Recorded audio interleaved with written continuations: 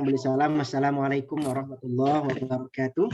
Waalaikumsalam warahmatullahi wabarakatuh. Hari ini kembali kita akan membahas tatanan Arab yang ada dalam Al-Quran. Bapak Ibu pernah mengecek tatanan kaidah yang terdapat dalam surah Al-Fatihah, Bapak Ibu? Hari ini kita coba menelaah tentang Al-Fatihah dan berbagai macam tatanan kaidah yang terdapat di dalamnya. Al-Fatihah ini kan sering kita lafazkan nih, sering kita baca. Pada Al-Fatihah ayat pertama ini, di Al-Quran termaktub Bismillahirrahmanirrahim, Bapak Ibu ya. Coba kita telaah kata Bismi Allah. Baik, kita masuk kepada kalimat pertama atau ayat pertama. Bismillahirrahmanirrahim. Dari kata ini atau ayat ini, apa yang bisa Bapak Ibu i'rab? Bi harfu jarin, mi isim majrur. Allahi mudhaf ilaih. Ar-Rahmani na'at, Ar-Rahimi na'at. Baik, kalau diterjemahkan dengan adanya kaidah mudhaf ilaih dan na'at, kira-kira apa terjemahannya?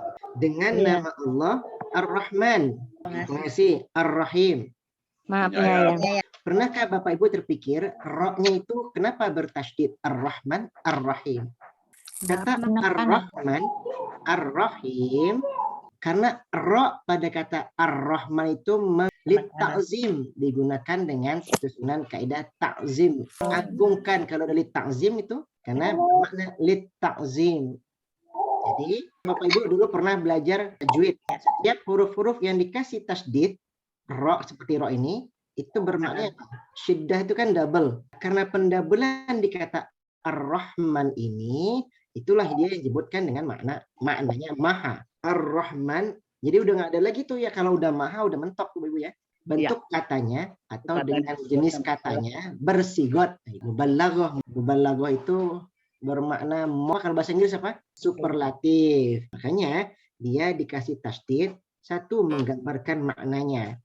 Menggambarkan makna takzim ini, kemahaan ini dalam tatanan bahasa Arab disebut mubalaghah. Kita wazankan, kita kaitkan dengan tasrif wazan. Coba perhatikan dengan wazan yang sama dengan Ar-Rahman ini. Apa wazannya? Fa. Fa'lah. Nah, dimatikan fa'il atau wazan bentuk kata yang bermakna paling, tapi palingnya udah mentok tuh mubalaghah.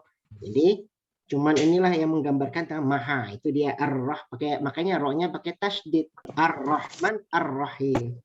Bi ismi, ba'nya harfu jar, isminya isim majrur, Allahi itu sebagai mudhafun ilaih, Ar-Rahmani ini adalah naat. Kemudian Ar-Rahimi juga naat dari Ar-Rahman. Ar-Rahmani naat dari Allah, Ar-Rahimi naat dari Ar-Rahman. Itu i'rab biasa, belum i'rab jelimat Bapak Ibu. Ini Dok, ini kan yang Allahnya mudhaf ilaih. Tapi nggak ada mudhafnya. Berarti dalam satu kalimat belum tentu ada, kalau ada mudhaf ilaih belum pasti ada mudhaf gitu. Ada Bu, Allah itu mudhaf ilaih karena terdapat mudhafnya di situ. Apa mudhafnya? Ismi. Asalnya kan bi ismi. Gitu. Bi-nya harfu jar, isminya isim majrur.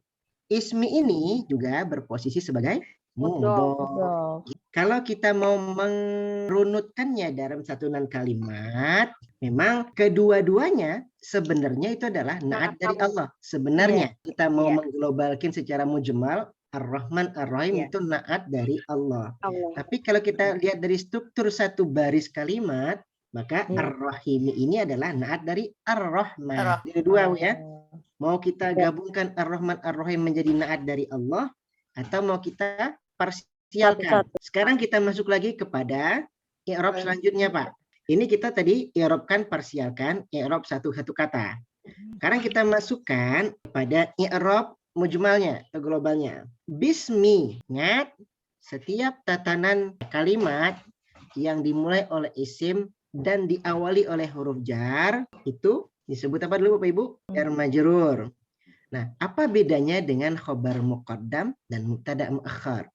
Apa bedanya Bapak Ibu? Pak Ustadz. Bisa saya coba, Tad?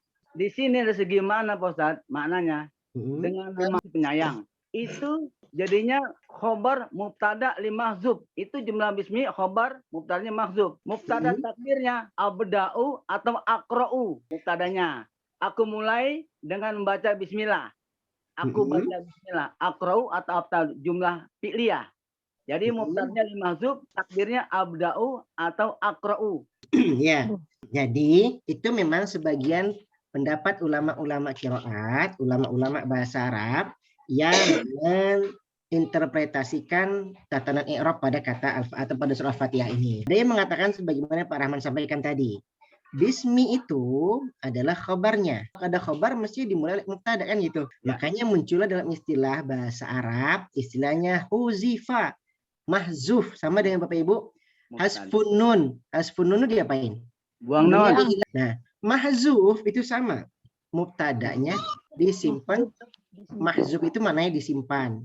Makanya muncullah pendapat mengatakan takdirnya adalah aqra'u, naqra'u, ataupun abda'u. Itu pendapat sebagian ulama-ulama bahasa tentang membahas pada surat Bismillah ini di awal Fatihah. Jadi istilah mahzuf itu adalah istilah yang dimunculkan karena kalimat Bismillahirrahmanirrahim ini termasuk dalam tatanan mubtada dan khobar. Cuman mubtadanya ditakdirkan, artinya disimpan di mahzuf tanan i'rab. Pendapat sebagian ulama-ulama bahasa yang mengatakan sebenarnya kalimat Bismillahirrahmanirrahim ini itu adalah khobar. Mana mubtadanya? Tentu bertanya dong sebagian lagi. Kalau ini khobar tentu harus disandingkan sama mubtada. Mubtadanya ternyata disimpan. Yang bahasa istilahnya mahzuf. Mahzuf itu dibuang, maksudnya dibuang ya. Ya, ketika kita munculkan mubtadanya, maka ada kata yang bisa kita interpretasikan adalah aqra'u, abda'u, apalagi naqra'u, nu'awwilu, u'awwilu bisa juga. Itu adalah bahasa pendapat sebagian ulama bahasa. Jadi yang pastinya i'rab yang tadi disampaikan selama maknanya sama, kita mulai dengan membaca dengan menyebut nama Allah Ar-Rahman yang Maha Pengasih lagi Maha Penyayang kan gitu. Maknanya sama. Kalau kita dimunculkan tadanya Bapak Ibu, abda'u, aqra'u, nu'awwilu, awwilu, aku memulai. Cuman aku memulai ini kan berbentuknya adalah fi'il, fa'il. Kalau sudah ada u'awwilu atau nabda'u atau aqra'u, tentu dia dimulai oleh fi'il. Makanya jadilah fi'liyah. Nah, bismillahnya berubah menjadi maf'ul. Mulai dengan apa? Dengan bismillahirrahmanirrahim. Kalau kita mulai dengan kata takdir u'awwilu atau nabda'u atau aqra'u, yang aqra'u tadi itu adalah jumlah fi'liyah, maka bismillahnya berubah menjadi maf'ul. Maf'ul syibhul jumlah. Kelas Ibu, kelas? Kita masuk ke ayat kedua. Alhamdu Rabbil alamin. Alhamdu ini bentuk katanya fi'il atau isim Bapak Ibu? Isim. Kita berfokus pada kata hamdunya Bapak Ibu. Bentuknya adalah isim, tapi lebih tepat, lebih lengkapnya adalah isim masdar. Isim masdar berarti terambil dari kata hamada atau hamida Bapak Ibu? Hamida atau hamida? Hamida, yahmadu, hamdani. Coba Bapak Ibu perhatikan tatanan kalimat alhamdulillahi rabbil alamin. Maka alhamdu ini karena dia dimulai isim masdar, dia jadi jumlah ismiyah ya, sebagai mubtada. Lillahi jar majrur. Satu sisi huruf jarnya li, Allahnya sebagai isim majrur. Bil alamin. Maaf. Robbinya, Robbi mudhof. lillahi lam, linya huruf jar, Allahnya isim majrur, dan dia sebagai ilaih. Rabbil alamin. Rabbi al-alaminnya sebagai ilaih. Pertanyaannya, kalau di terjemahan kata alhamdu artinya apa Ibu? Padahal kalau kita lihat kepada isim masdar, hamdu artinya adalah pujian. Dari mana muncul makna segalanya itu Ibu? Munculnya dari al, gitu kan? Al inilah ma'alif lam ma'rifah atau terdapat dalam tatanan bahasa Arab. Itu salah satu amalnya adalah untuk memaknai likulli. Bermakna kullu. Bermakna kullu. Makanya disifatkan yang nakirah. Ada bermakna kulliyah itu. Nah, makanya muncullah terjemahan segala pujian lillahi rabbil alamin. Andaikan disambung nih, pertanyaan Bapak Ibu. Andaikan disambung dari atas. Bismillahirrahmanirrahim. Milhamdu. Artinya berubah nggak Pak Ibu? Ar-Rahmanir-Rahim. Alhamdulillahi Rabbil Alamin. Ar-Rahmanir-Rahim. Semua disambung-sambung begitu. Kira-kira artinya berubah nggak? Maha pengasih lagi maha penyayang yang segala pujian hanya milik Allah Tuhan Rabbil Alamin. Tuhan penguasa pemilik alam semesta yang Ar-Rahman Ar-Rahim. Nah, kalau jadi yang namanya atmatnu itu Bapak Ibu bisa bermakna yang ataupun kalau sifat Allah kan lagi maha pengasih lagi maha penyayang. Segala puji hanya untuk Allah Tuhan semesta alam yang maha pengasih lagi maha penyayang lagi. Itu kalau jadi atmatnu itu Bapak Ibu secara terjemahan ada terselip makna yang. Kalau mudhof ilaih terselip makna Kepemilikan. al-milku, maka terselip huruf jar li. Jadi asal katanya kenapa mudhof ilaih itu berbaris kasroh gitu kan? Karena terselip huruf jar li, terselip makna li. Li itu huruf jar, jadinya menjarkan. Jadi, kelas Bapak ya, alhamdulillah. Kenapa muncul makna segala puji? Karena dia ma'rifatkan dengan alif lam. Alif lam ini ma'rifah itu juga bermakna kulliyah, bermakna kullu semuanya gitu. Segala. Hamdu isim masdar wa huwa mubtada. Lillahi rabbil alamin. Lillahnya kalau ada mubtada khabarnya mana Bapak Ibu? Khabarnya berbentuk khabar jumlah jar majrur. Baik, kita lanjut ke ayat ketiga. Ar-Rahmanir Rahim. Ini mah nggak terlalu ribet. Yang penting bermakna tadi apa? Termasuk dalam wazan atau sigat. Baik. Kita lanjut Bapak Ibu ke ayat keempat. Maliki yaumiddin. Maliki. Maliki naat. Ya. Allah yang memiliki ya. Yang menguasai, penguasa. Kemudian yaumiddin, yaumi sebagai yaumi. Mudhof ilaih. Mudhof ilaih. Ad-dinnya berarti ilaih, Ibu ya.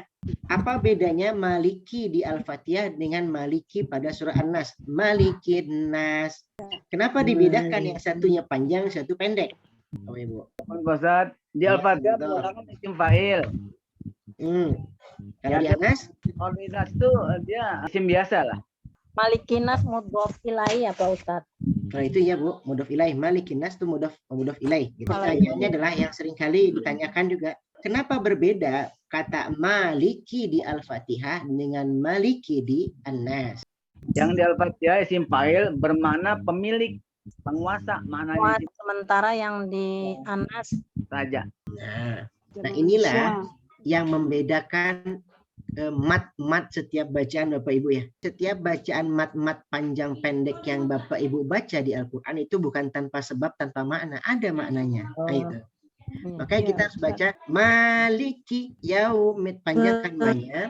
Karena di Al-Fatihah ini ditujukan maknanya sebagai penguasa gitu kan. Kalau udah penguasa berarti kan udah bermakna superlatif ya.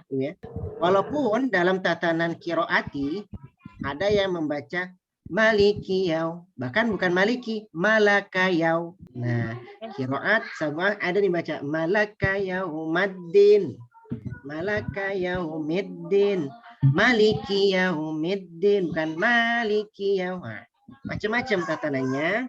Tapi ala kulli hal yang riwayat hafaz yang biasa kita baca ini maknanya panjang Bapak Ibu ya.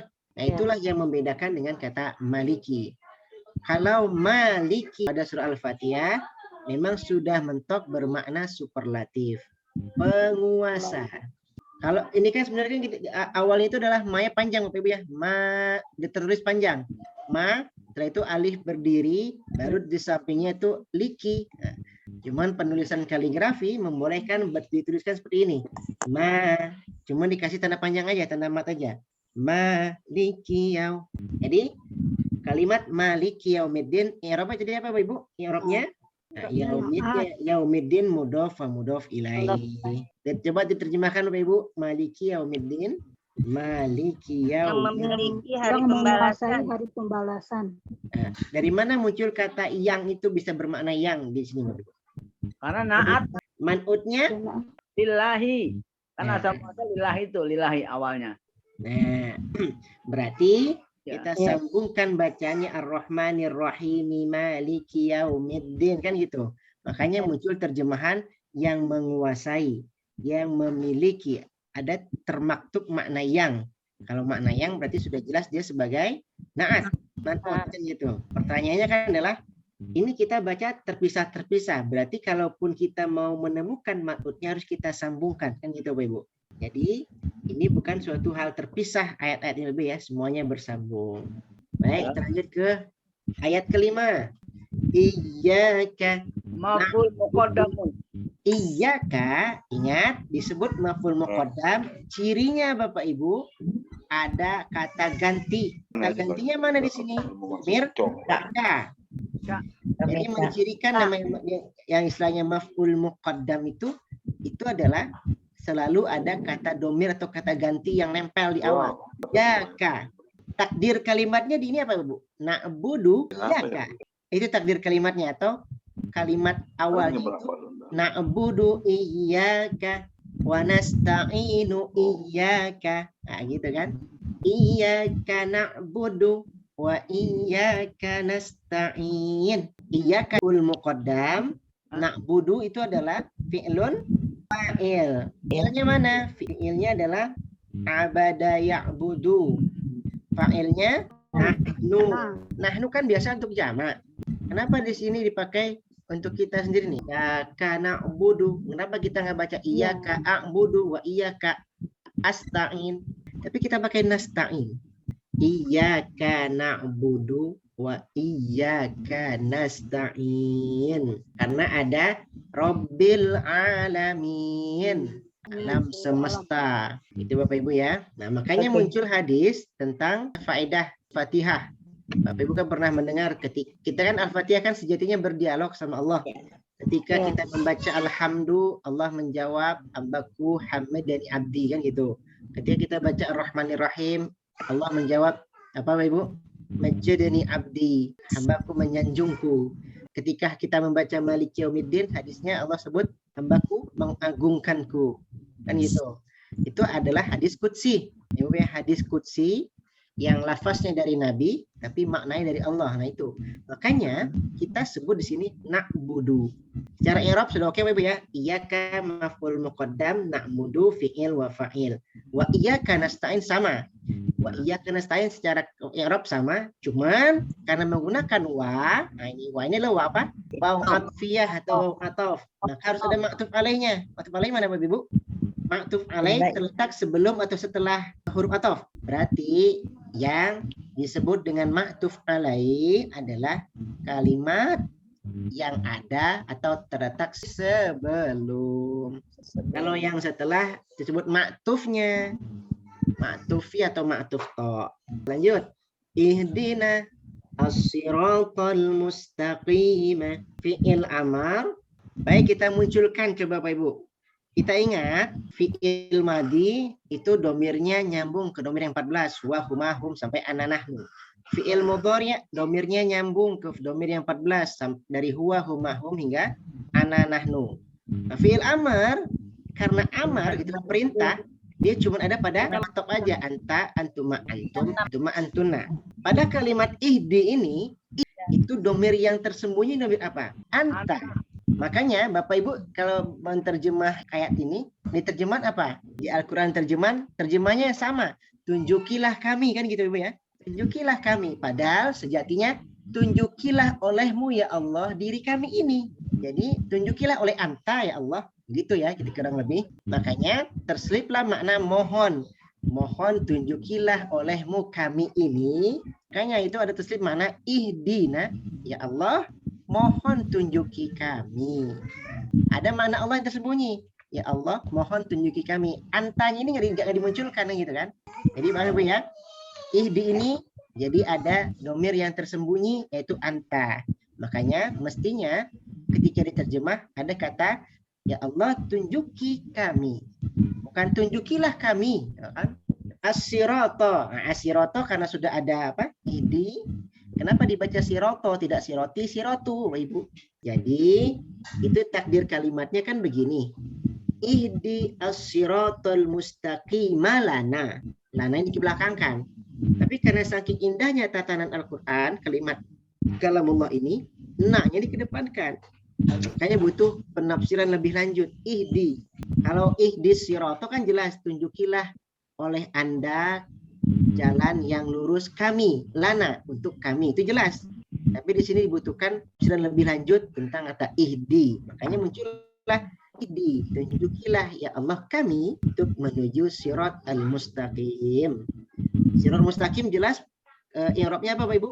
As-sirata al-mustaqimah. Jelas as-sirata itu maf'ul. As-sirata al-mustaqimah maf'ul.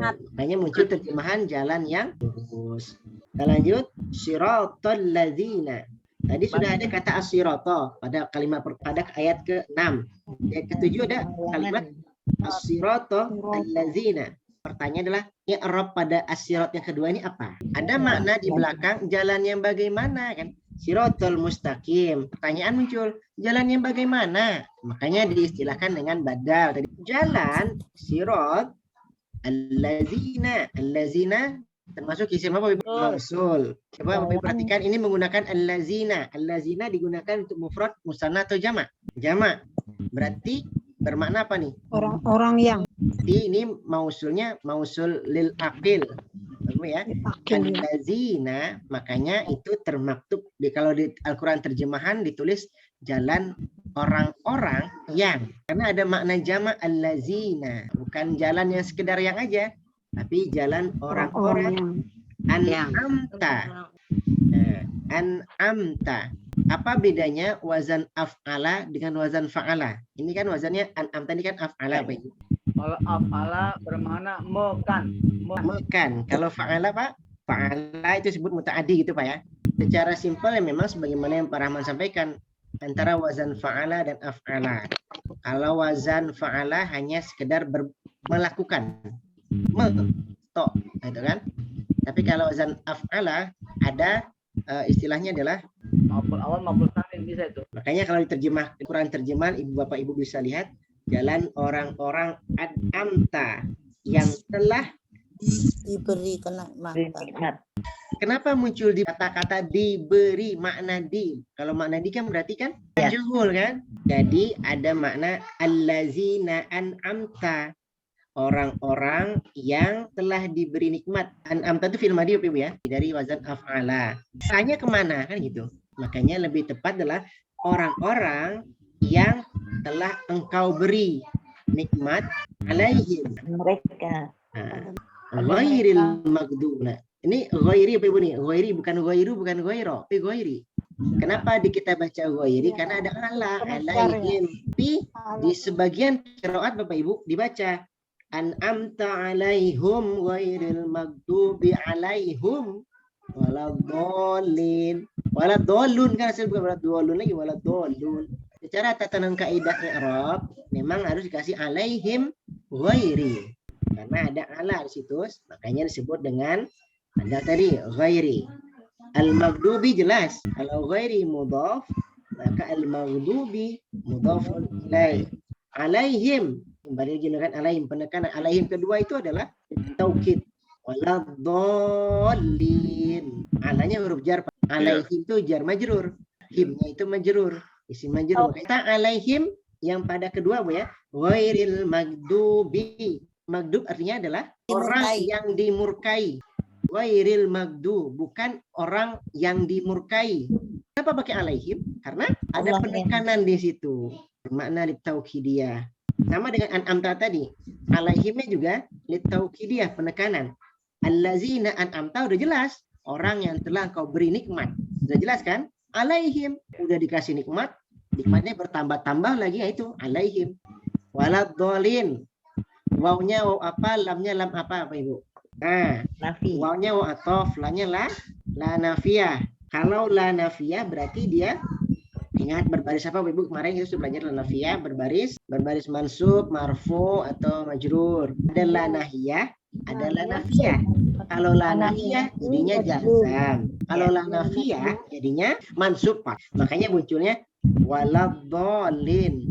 Dhalin, wawnya juga kan bermakna ghairil maghdubi, kan orang yang dimurkai mereka, waladhdallin, dan bukan pula orang-orang yang sesat. Wa di sini tetap wa atfiyah, waw atof. Di sini dolinnya ini majrur atau mansub Bapak Ibu? Majrur dia. Karena ada ala, maka wawnya itu teratofkan kepada ala. Dolin itu adalah dalam posisi majrur. Makanya terjemahannya adalah tadi walad dolin, dan bukan pula orang-orang yang sesat. Wawnya atof ya.